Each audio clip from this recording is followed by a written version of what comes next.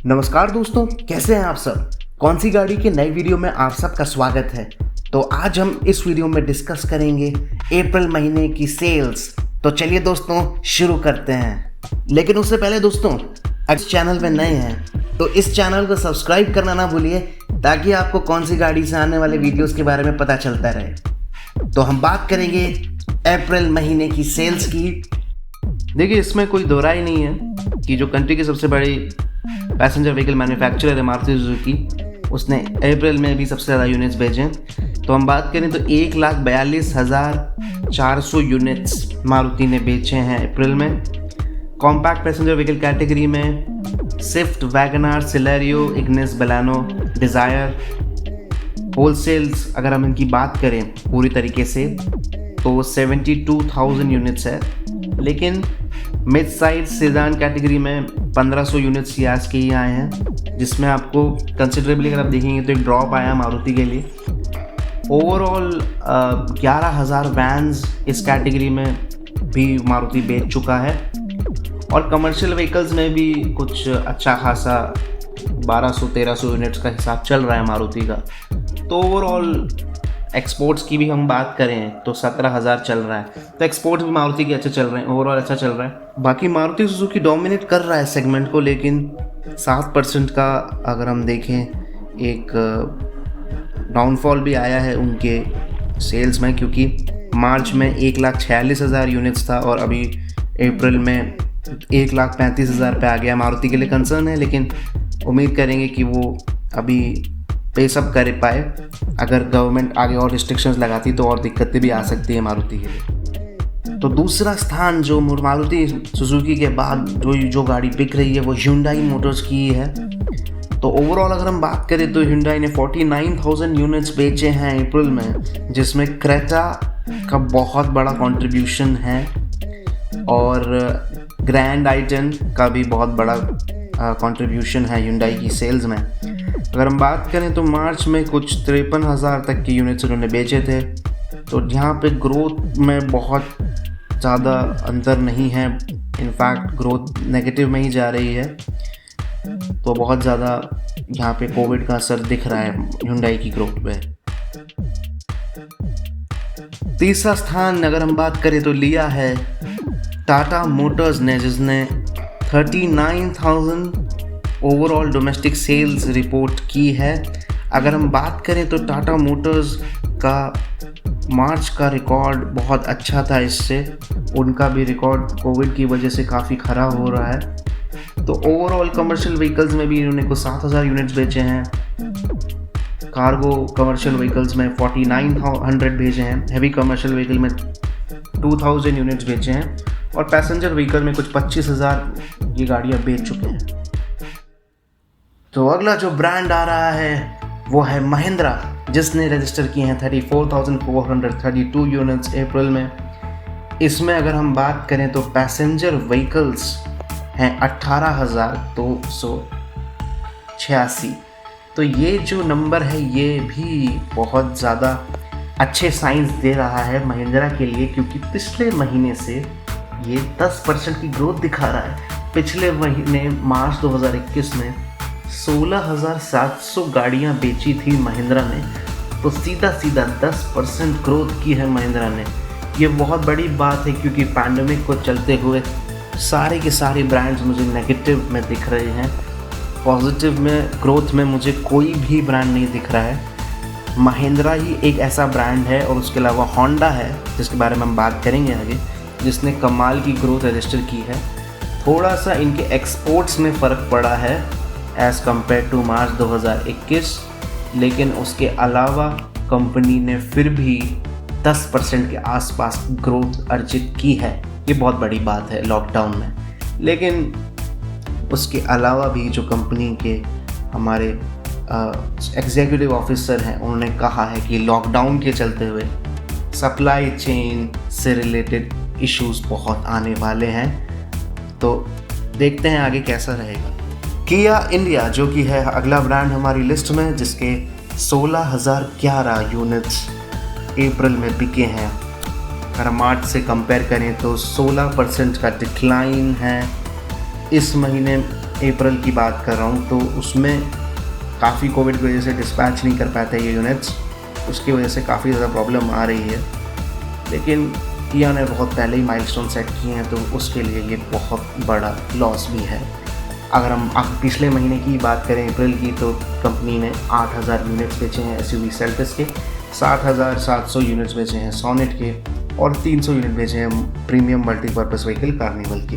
किया के बाद जो ब्रांड हमारा आता है वो है टोयोटा। तो टोयोटा का मैं बात करूं तो 9,621 यूनिट्स अप्रैल में बेचे हैं, और मार्च में इन्होंने 15,000 यूनिट्स बेचे थे। ये बहुत बड़ा इनके लिए लॉस है, क्योंकि सीधा 30% का इनको घाटा हुआ है अप्रैल में। अगर हम कंपेयर करें, 30% उन्होंने कम गाड़ियाँ बेची हैं मार्च के हिसाब से। तो टोयोटा के लिए अच्छी खबर बिल्कुल भी नहीं है, क्योंकि वो बहुत ही अच्छी गाड़ी बनाने के लिए इंडिया में वैसे ही काफ़ी अच्छी टाइम से ग्रोथ कर रहा है। तो ये बिल्कुल उनको उस पर वर्क करने की ज़रूरत है। एक नई लॉन्च की वैसे भी टोयोटा को बहुत ज़रूरत है, जिस पे आई थिंक वो कमिंग टाइम में कुछ रिवील कर सकते हैं। होंडा की हम बात करेंगे टोयोटा के बाद, जो 9,000 यूनिट पे है अप्रैल के महीने उन्होंने दर्ज किया है। मार्च में 7,000 यूनिट बेचे थे होंडा ने, और अप्रैल में 9,000 यूनिट बेचे, जिसका मतलब ये है महिंद्रा के बाद सबसे ज़्यादा ग्रोथ अगर किसी भी ब्रांड ने की है तो वो होंडा है। और ग्रोथ भी कोई मामूली नहीं की है, होंडा ने 27% ग्रोथ की है। ये बहुत बड़ी ग्रोथ है, क्योंकि पैंडमिक में जिस हिसाब से प्रॉब्लम्स आ रही हैं सारे कार मैन्युफैक्चरर्स को, सप्लाई चेन रिलेटेड इश्यूज़, बहुत ज़्यादा इश्यूज़ हैं। इसके अलावा भी प्लांट का जो शटडाउन हो रहा है उससे रिलेटेड इश्यूज़, बहुत ज़्यादा इश्यूज़ हो जाते हैं। एक दिन का भी अगर प्रोडक्शन रुकता है तो बहुत प्रॉब्लम आ जाती है। उसके बावजूद 30% या 27% माफ़ कीजिएगा, बहुत बड़ी ग्रोथ है ये। देखिए, आगे चलने वाले ब्रांड्स की बात करें तो वो रेनो है सबसे, जिसको हम रेनॉल्ट कहते हैं इंडिया में। तो रेनॉल्ट की अगर मैं बात करूँ तो 8,600 यूनिट्स बेचे हैं अप्रैल में, 12,000 बेचे थे मार्च में। सीधा डिक्लाइन चल रही है ग्रोथ, ऊपर तो बिल्कुल भी नहीं जा रही। 30% का यहाँ पे घाटा होता हुआ इनको दिख रहा है।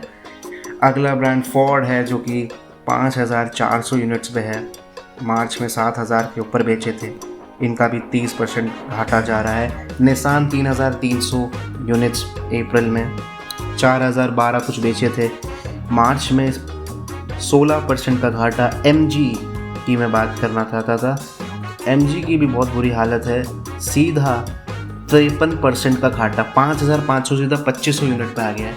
MG ने ZS भी निकाली थी अभी, लेकिन शायद उस पर अच्छा रिस्पॉन्स नहीं मिल रहा है। अगला यूनिट है, अगला ब्रांड है वोक्सवैगन ने 1,500 यूनिट्स बेचे हैं अप्रैल में, 25% का घाटा चल रहा है, 2,000 मार्च में बेचे थे। स्कोडा आ रहा है उसके बाद, 3 डिजिट पे आ गए। अब हम स्कोडा की बात कर रहे हैं तो 960 यूनिट्स, और मार्च में 1100 यूनिट्स बेचे थे, 17% का घाटा। जीप 846 और 1,360 बेचे थे मार्च में, 38% का लॉस। तो सबसे पहले टू व्हीलर सेगमेंट की जब हम बात करने जा रहे हैं तो हम बात करेंगे रॉयल एनफील्ड की। रॉयल एनफील्ड ने 20% का घाटा अप्रैल में लिया है एज़ कम्पेयर टू मार्च। मार्च में 66,000 यूनिट्स बिके थे इस मोटरसाइकिल के, लेकिन अब अप्रैल में 53,000 पे आ गई है इसकी यूनिट्स। तो 53,000 की वजह से 20% जो डिक्लाइन आया है वो बहुत ही मैसिव है, और ये और बढ़ सकता है। तो हम बेस्ट सेलिंग मोटरसाइकिल्स की बात करें तो वो क्लासिक 350 है, जो 85 से 86% ओवरऑल सेल्स का रॉयल एनफील्ड का पूरा लेती है। फिर मीटियोर आ रही है जो नया लॉन्च है, जो नॉर्मल बुलेट आती है वो इलेक्ट्रा, और हिमालयन और 650 ट्विंस भी डिसेंटली कर रहे हैं। देश के सबसे बड़े टू व्हीलर मैन्युफैक्चरर हीरो के लिए भी अप्रैल बहुत ज़्यादा चैलेंजिंग रहा है। तो हीरो मोटोकॉर्प की हम जब सेल्स यूनिट डिस्कस कर रहे हैं तो मार्च से कंपेयर करें तो सीधा 36% का घाटा हुआ है। 5,75,000 यूनिट्स उन्होंने बेचे थे मार्च में, और अप्रैल में अगर मैं बात करूं तो सीधा 3,72,000 पे आ गई ये बात। तो ये 36 % तक का कुछ घाटा मुझे दिख रहा है यहाँ पे। तो जब हम बात कर रहे हैं अगले टू व्हीलर ब्रांड की, तो वो बजाज ऑटो, जिसने 1,34,000 यूनिट्स बेचे हैं अप्रैल में। कंपनी ने वैसे भी पिछले साल कोई भी यूनिट नहीं बेचा था। और अगर मैं बात करूं तो 3,90,000 यूनिट्स अप्रैल में है, जिसमें से कमर्शियल व्हीकल्स भी इन्होंने बेचे हैं और एक्सपोर्ट्स इनके बहुत ज़्यादा है। एक्सपोर्ट्स इनके कुछ 2,53,000 हैं, जो कि पिछले महीने अगर मैं कंपेयर करूं तो उससे बहुत ज़्यादा है। तो ये टोटल था बजाज ऑटो का। तो टू व्हीलर सेगमेंट में सुजुकी ने 11% की ग्रोथ हमें दिखाई है। तो ये जो 11% की ग्रोथ हमें दिख रही है, ये पिछले महीने के कंपैरिजन में 69,000 पे था सुजुकी, और इस महीने 78, यानी कि अप्रैल की बात कर रहा हूँ मैं, 78,000 यूनिट्स पे आ चुका है। तो अप्रैल की जो सेल्स है वो कंपेरेबल बिल्कुल भी नहीं है, क्योंकि अभी पैंडेमिक भी चल रहा है। तो ओवरऑल सैटिस्फाइंग है। जो हमारे मैनेजिंग डायरेक्टर है सुजुकी की, उनका भी बयान आया है इस पर कि 57.5% ग्रोथ एक्सपोर्ट्स में भी हम देख रहे हैं, जो कि उनको मिला है। तो उसके अलावा अभी सुजुकी हायाबुसा भी आने वाली है। तो हायाबुसा के चलते सुजुकी एक्सपेक्ट कर रही है कि उनके premium two wheeler segment brand में उनको एक अच्छा बूस्ट मिले। तो हमारा आखिरी टू व्हीलर ब्रांड इस सेल्स फिगर लिस्ट में है TVS। तो TVS की हम बात करें तो 1,31,000 टू व्हीलर अप्रैल 2021 में बेचे हैं, जिसमें स्कूटर की सेल्स है 65,000 और बाकी की सेल्स हमारे मोटरसाइकिल्स की है। तो डोमेस्टिक से अप्रैल 2021 के उनके हिसाब से बहुत कम है, क्योंकि लॉकडाउन है काफ़ी कुछ स्टेट्स में। लेकिन उसके अलावा जो उनके थ्री व्हीलर रिकॉर्ड्स हैं उसमें उनको बहुत अच्छा राइज देखने को मिला है।